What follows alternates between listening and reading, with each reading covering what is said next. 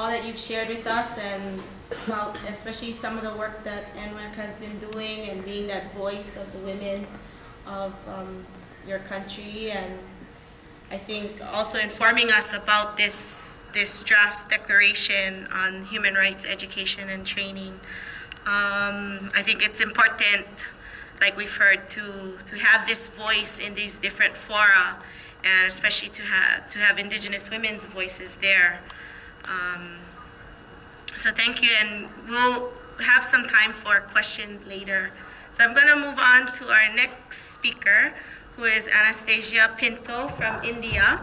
And she's been doing a lot of work in her country, mobilizing around women and children's rights and community rights and responsibilities. And I found something on the internet I was showing her earlier. She said, if it sounds good, then go ahead, read it. I thought it sounded really good because it talked about her work with women, and it says, Anna is a recognized leader in initiating and building alliances and networks with women and children of neighboring communities and government and international organizations. She also has a wide range of close contacts and relations with other women's community groups and organizations in her region and internationally. Anna has represented her people and other Indigenous peoples of our region for many years in many strategy building initiatives. Through her work in our communities, many of the women's groups have become effectively involved in local advocacy, enhanced their role of local leadership and governance. Much of this work among community organizations is supporting by training materials and tools that she herself has primarily designed. So please welcome Anna Pinto. Technology, however, frequently defeats me. Can you hear me? Yes? Okay. I want to talk about the whole concept of gender and learning and teaching. Because I think these are terms that we use without thinking most of the time, and we confuse learning and teaching with education. And I think that for Indigenous people is something that we need to be a little sensitive to ourselves, and we need to sensitize others to it. So, next slide, please. Who is an educator? I mean, do we as Indigenous people accept the technical term of educator as somebody who has done a bachelor's degree in education from such and such university and has got so many years of experience in teaching classes of 40 or 50 or 70 students? I think that this is something that we need to question for ourselves and the survival of our own learning systems and teaching systems and our own knowledge systems.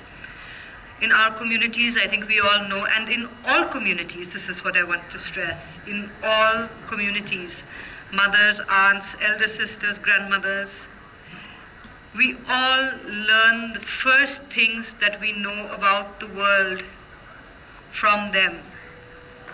The absolute first things: how to feed ourselves, how to move, how to use our hands and feet, what are the proper social protocols in the most basic and simple ways. All these things we learn first from women.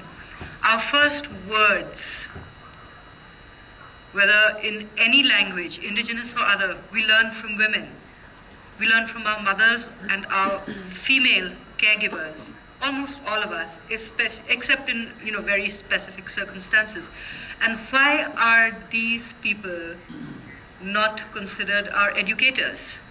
It's a question we have to think about, because by disbarring them from this concept of educators, we are actually constricting our understanding of education to a very formal system which has produced the kind of world that we live in and which many of us are worried about in terms of survival within this world that exists today.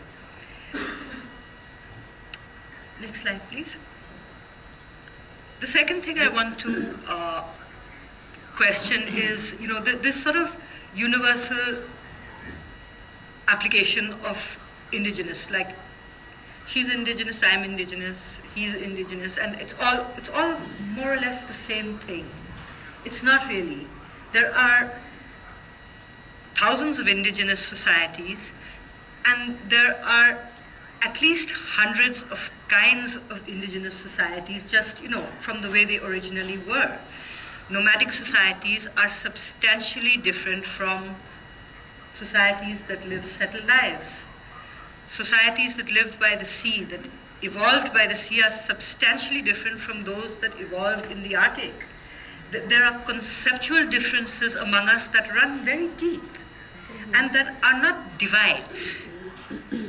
These differences are not divides. This is what makes the wealth of the cultural world, that there are thousands and thousands of words for rain in thousands of languages. And they all mean something unique to each people that says this word in its own language. And these, I think, are the issues of education that we need to start appreciating when we talk about women as educators or education by itself. Now, the other thing that we often ignore is that education is gendered in every society.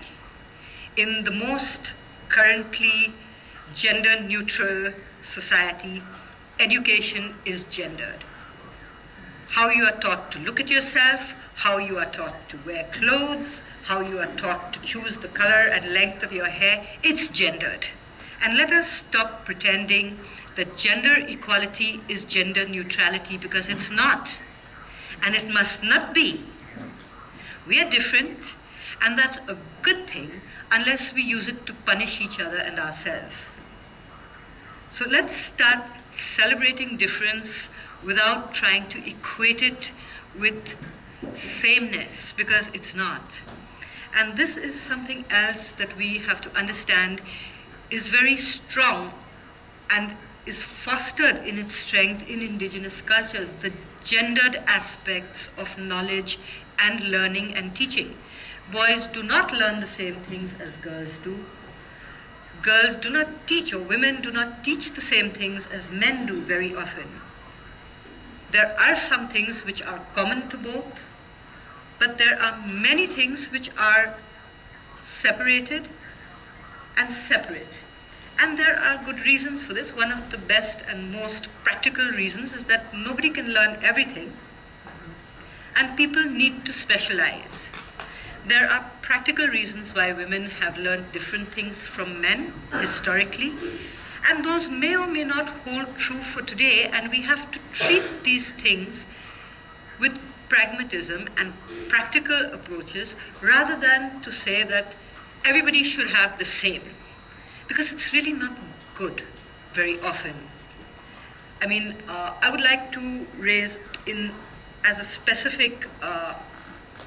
a very specific kind of instance, the question of the sameness of education between boys and girls, and ask ourselves whether this is actually equal opportunity, especially for indigenous children, and perhaps by extension we may learn something about how the sameness of education curricula actually discriminates against girls in all societies. Because of the fundamental differences, and I'm not talking about devaluing women, please, obviously, there are fundamental